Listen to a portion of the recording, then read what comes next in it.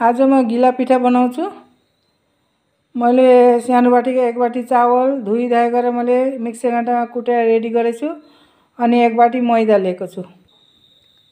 यो मैले चावल गुडा पानी हालेर मैले गुडा गरेको पहिला नै। अब मैले मैदा हाल्दै छु 1 बाटी। अब नरिवल गुडा हालेछु, सुक्ना नरिवल 1 बाटी। इलायची कुटेर राखेछु,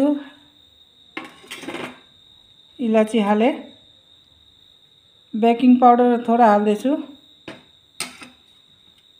चिनी सानो कपको 1 कप। जति मिठो खानु मन लाग्छ त्यति नै हाल्नु होला। मैले अहिले जति हालेको थिएँ सबै सामग्रीहरु मिलाउँछु। अब मैले हातले सब मिलाएर रेडी गर्छु अनि म पानी हाल्छु एकछिनमै। घिउ म 1 चम्ची हाल्दै छु।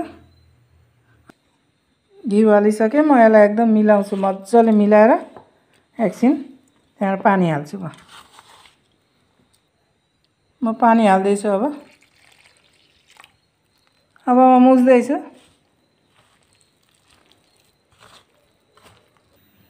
मैले पिठो मुछेर रेडी पनि गरे। अब म पकाउन जान्छु। मैले कराई बसाए। अब म तेल हाल्दै छु। तेल पनि तात्यो। अब म हाल्दै छु पिठो।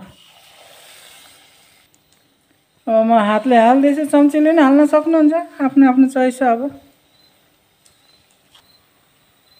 मैले यसरी नै सबै पिठा हालेर रेडी भयो। अब म फर्काउँछु यसलाई।